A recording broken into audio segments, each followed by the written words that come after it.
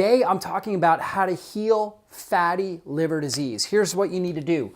First thing we got to understand about fatty liver disease is it used to be only associated with alcoholics. We called it alcoholic fatty liver disease.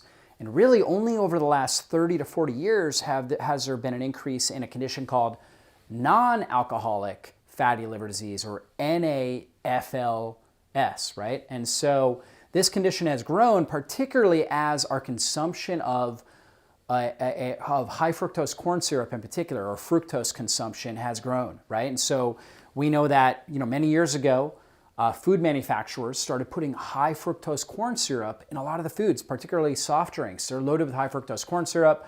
We know that's extremely damaging to liver cells and ends up causing liver cell death and ends up causing an accumulation of visceral fat around the liver that we call fatty liver disease, right? And fatty liver disease is associated with insulin resistance, blood sugar dysregulation. It's associated with diabetes, obesity, people being overweight, but you can also be pretty lean or thin and also have fatty liver disease. Again, fructose consumption is a big issue. Number two is pesticides, things like glyphosate, which is actually an herbicide, but other pesticides and other phthalates like BPA, very much associated with causing liver cell damage as well as fatty liver disease. So this is really big. About 30% of our population now is dealing with, or will deal at some point in their life, with non-alcoholic fatty liver disease. And that number has doubled just in the last 20 years. And so this is a big issue, and we really need to have strategies to heal it. So first thing we got to do is a blood sugar friendly diet. So again, we got to take out sugar, fructose, right? High fructose corn syrup. And we need to make sure we're getting rid of, or at least minimizing, the amount of grains that we're consuming. Consuming grains is going to drive up our blood sugar, drive up our insulin, and can cause the accumulation of high triglycerides and fatty liver disease. And so we want to reduce those. We want to reduce our consumption of seed oils. That's going to be things like corn oil, soybean oil, safflower, cottonseed, peanut oil, sunflower oil. We want to get rid of those things, or minimize our consumption of those. Canola oil would be another one. They're very inflammatory, drive up oxidative stress in the body, create insulin resistance in our system, and drive up overall inflammation in our body. So we've got to get rid of those. And then as much as possible, we're trying to remove toxins. So doing our best to try to get organically grown produce, so organic fruits and vegetables, and then grass-fed, wild-caught, or pasture-raised animal products. So we're trying to stay away from conventionally grown, conventionally raised animal products because they're lower in nutrients and they have a lot more chemicals in them, a lot more pesticides, herbicides, phthalates, microplastics, all different types of toxic compounds, xenoestrogens that are damaging to the liver, right? And then they've got a lot more nutrients when we use the grass-fed or grass-fed animal products. And then of course with our produce, fruits and vegetables, trying to get organic as much as possible. If something has a skin that you're going to eat, like for example, you get a blueberry, you're not going to peel it, right? You're going to eat the skin. You definitely want to make sure you're getting that organic. As opposed to something like an avocado. When an avocado is not ripe, it's like hard as a rock, and so pests can't really penetrate that. So avocados, there's very minimal amounts of pesticides and herbicides that are used. So that's a safer one. It's always much lower with overall pesticides and herbicide content. So that's one that you could get away with getting non-organic, right? So the Environmental Working Group actually has a list where they have the Dirty Dozen and the Clean 15. You can look at that, figure out which ones you want to make sure you're getting organic, which ones you don't get organic, or at least you're able to get away with less toxins when you get them non-organic. And again, it always comes down to typically, things that have a really rough exterior, they tend to be lower in pesticides and herbicides. Things that have more of a thinner exterior, think about celery, grapes, things like that. Those ones definitely want to make sure you're getting organic. So blood sugar friendly diet, I always recommend about 30 grams of protein in every single meal, roughly 20 to 40 grams or so of healthy fats in every meal, coming from things like grass-fed butter, coconut oil, avocados, extra virgin olive oil, grass-fed meats, pasture-raised eggs. That's where you should be getting your fats, your protein, at least 30 grams in your meal, 30 to let's say 60 or 70 grams if you're really trying to develop lean body tissue, if you're very active, you might need, 50, 60, 70 grams of protein in a meal, but at least 30, no matter where you're at, trying to get about 30 grams in every meal. That's going to give you a satiation. It's going to help bring down your blood sugar, stabilize your insulin levels, help you burn fat more effectively for fuel. So it's going to improve your metabolic health. And that's one of the first steps when it comes to healing fatty liver disease. Number 2 is intermittent fasting. As we get that blood sugar-friendly diet, we get more satiated between meals, and so now we're able to go longer periods of time without eating. And that's really powerful for helping your body burn fat and reduce inflammation. And as you start getting into fat-burning mode, you go 12, 14, 16 hours without food, your body starts breaking down your own body fat. And it knows the body fat it needs to break down first. It's the most damaging fat, particularly the fat around the liver. That's highly inflammatory fat. We want to use that as a fuel source and get it off the liver so the liver can really function the way it's supposed to, so we can reduce the amount of inflammatory compounds that are being released into circulation.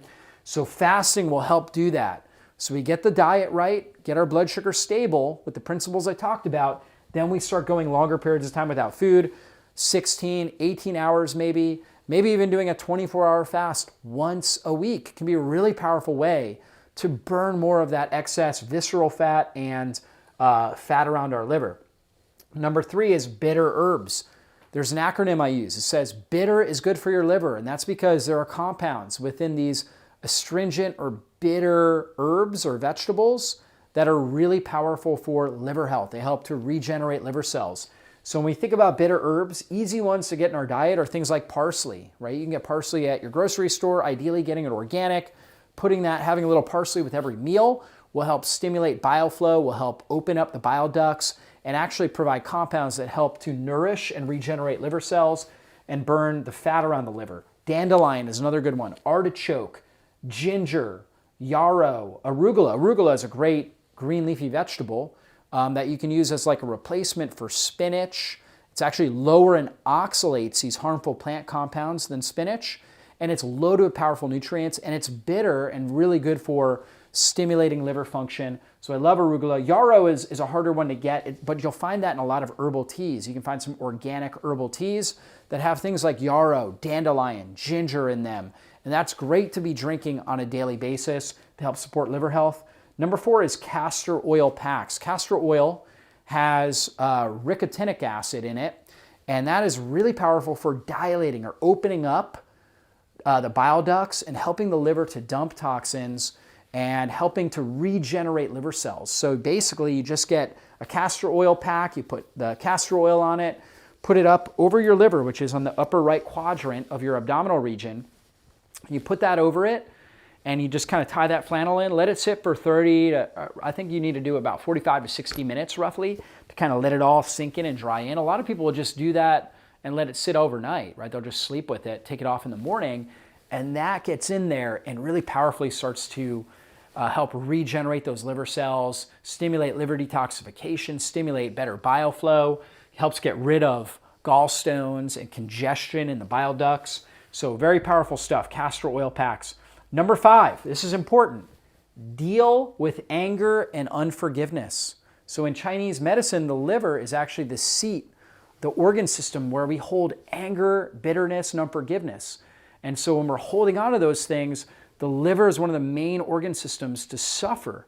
And so people that have fatty liver or liver cirrhosis, there's a huge correlation with those people having trauma when they were young, maybe with a parent, maybe sexual abuse or physical abuse of some type, mental, emotional abuse. And oftentimes they're holding on to anger that they've just never really addressed from that trauma, and they're holding on to bitterness and unforgiveness.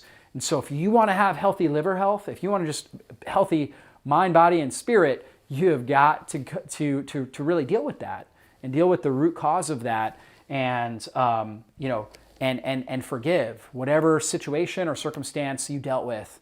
I know a lot of people have dealt with some really serious issues, and I don't want to make light of that, but if you want to get healthy, you've got to come to terms with that. So seek out counseling, look for a great pastor or a counselor that can really help support you with this and walk you through this process, a great friend, family member that can walk you through this process, because you've got to go through this healing process in order to get your liver health healthy and well. So deal with anger and unforgiveness. Number 6, let's talk about some supplements. Glutathione is one of the best things. It's one of the most important compounds. It's actually what we call our master antioxidant. It's so critical for buffering oxidative stress in our body. And we have fatty liver disease. That's a sign that we have excess oxidative stress and inflammation in our body. So we've got to upregulate our glutathione levels. And there's a lot of good research on a compound called N-acetylcysteine, NAC. Cysteine is actually the rate-limiting amino acid. Glutathione is actually 3 amino acids combined. That's what you need in order to produce it. Cysteine is the rate-limiting one. So when we consume or supplementally take N-acetylcysteine, that helps upregulate glutathione. A lot of great research on it showing how N-acetylcysteine, roughly 500 to 1,000 milligrams a day, great clinical benefits for helping heal fatty liver disease, regenerate damaged liver cells, and help our body detoxify and heal more effectively. Other supplements that can be helpful, milk thistle. Milk thistle, outside of N-acetylcysteine, is the most well-studied herb. It's a bitter herb, harder to get in your diet, right? I mean, you don't see milk thistle around too often, but you can find teas with it, and easy to supplement with. There's a lot of great milk thistle supplements out there, and so supplementing with roughly around 500 milligrams a day in divided doses, very powerful for helping regenerate liver cells, helping you burn excess visceral fat from your liver, and healing fatty liver disease. Also, choline. Choline is a compound that we find in a lot of different foods. For example, eggs are the most nutrient-dense source of choline. There's about 150 milligrams of choline in your average egg. Okay, and choline is so critical for overall liver health. It's actually a bile salt, so it helps with good bile flow. And so when bile gets very congested, it ends up creating a lot of oxidative stress and damage in the liver. And that increases inflammation in the liver, damages the liver cells, so we get liver cell death, and we get increased amount of liver fat that ends up forming in those areas and scar tissue in our liver. So choline, research has shown that when you're choline deficient, you get this sort of very congested bile, this oxidative stress and inflammation and liver cell death that leads to fatty liver. So we need to make sure we're getting enough choline. You need roughly somewhere around 500 to 600 milligrams at a minimum on a daily basis, okay? Unless you're fasting, obviously, then don't worry about it.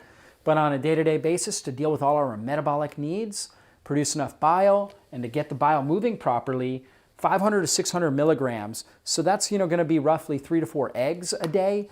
If you take a look at like beef liver, for example, there's about 100 milligrams in a 3-ounce form of beef, and in beef liver, actually, there's I believe about 250 milligrams in a 3-ounce form of beef liver. So beef liver is actually your best source of it, but most people aren't eating 3 ounces of beef liver. But you can get supplements like grass-fed beef liver supplements, where it's desiccated beef liver, freeze-dried beef liver, and you're able to supplement with that, and you're able to get a good dose of choline in that to help prevent fatty liver disease, help heal fatty liver disease, and help support good bile flow through our system. And then another great supplement is called TUDCA. TUDCA is actually a bile salt. It's been shown to help regenerate liver cells, help support good bile flow, and help prevent oxidative stress in the liver, which ends up leading to liver cell death as well as fatty liver disease. So taking TUDCA as well can be really, really helpful. So these are the strategies right here. I gave you a lot to work on right there, a lot of great strategies. But if you apply these things, you can absolutely prevent fatty liver. You can heal fatty liver. I mean, I've seen numerous people, dozens of people, heal fatty liver naturally by following these exact same strategies. And so if they can do it, you can absolutely do it as well. And if you know anybody, a friend, a family member that's dealing with fatty liver, please share this video with them. It can literally change and save their life. And if you have not subscribed to our channel, now is the time to do that. And also hit the bell button. That way you get notified whenever I put up a new video, so you never miss one of these important trainings. Thank you so much for doing that. Thank you for being a part of our community, and I'll see you guys in a future video. Be blessed, everybody.